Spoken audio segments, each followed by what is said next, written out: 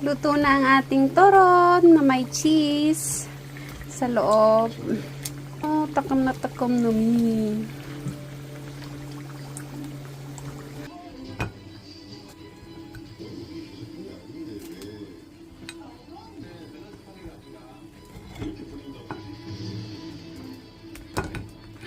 Mash kita.